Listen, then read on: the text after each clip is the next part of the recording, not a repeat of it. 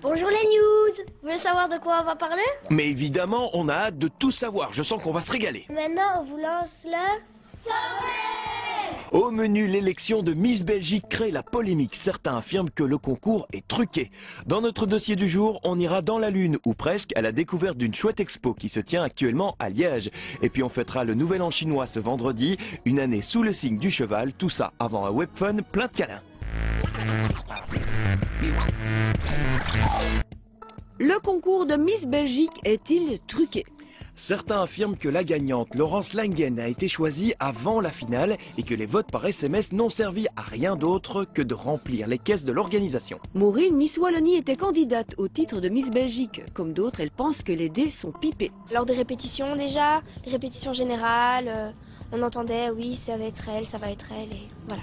L'élection se base à 60% sur le vote du jury, le reste des voix est donné par le public via SMS et les chiffres sont secrets. Les candidates ont même dû signer un contrat leur interdisant de connaître le nombre de SMS récoltés.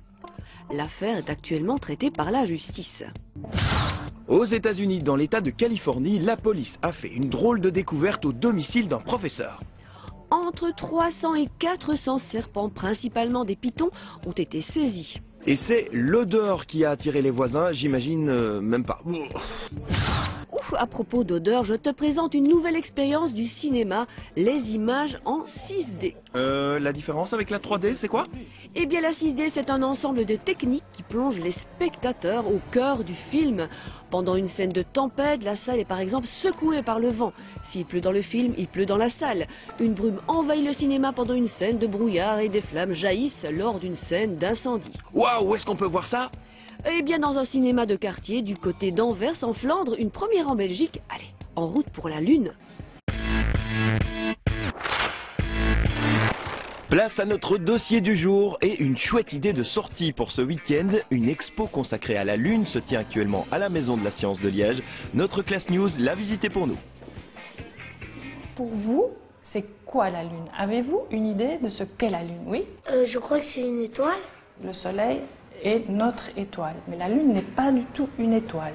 C'est une planète? Non, ce n'est pas une planète, parce qu'une planète, c'est un corps céleste, c'est un astre qui est dans le ciel, mais qui tourne autour d'une étoile. Et la Lune ne tourne pas autour d'une étoile, elle tourne autour de la Terre. Mais alors la Lune c'est quoi? Eh bien tout simplement un gros rocher qui est le satellite de la Terre. Pour en savoir un peu plus, les visiteurs de l'expo reçoivent une tablette qui va les aider à découvrir les mystères de la Lune. Et la première question qu'on va se poser, c'est comment s'est formée la Lune? La Lune date de la même époque que la Terre, au moment où celle-ci était en formation, c'est-à-dire à l'état de protoplanète. La Terre a été percutée par une grande planète de la taille de Mars. La Lune vient donc de fragments qui ont explosé dans l'espace suite à cette collision. Comme la Lune vient de la Terre, est-ce qu'on pourra habiter sur la Lune? Il n'y a pas d'air, mais il y a de l'eau. Donc est-ce qu'on peut habiter sur la Lune? Pas pour le moment. Les hommes rêvent de conquérir la Lune et l'espace. Le premier être vivant à faire le voyage en 1957, c'est un chien russe, Laika. En 1961, les Russes envoient aussi le premier homme dans l'espace. Il s'appelle Youri Gagarin. Mais en 1969, c'est un Américain qui pose le premier pied sur la Lune, Neil Armstrong. Et oui, la conquête de la Lune est une façon de démontrer son pouvoir. Vous voyez toutes ces formations de taches sur la Lune?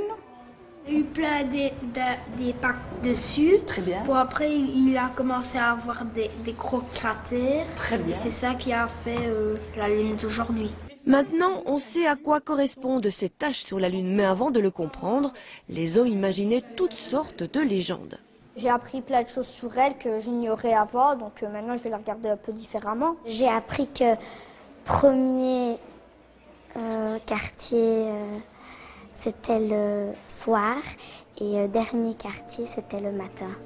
Et il faut savoir que la Lune tourne autour de la Terre en 29 jours et demi et que la Lune tourne sur elle-même en 29 jours et demi également. C'est pour ça qu'elle montre toujours la même face, car elle revient toujours au même endroit.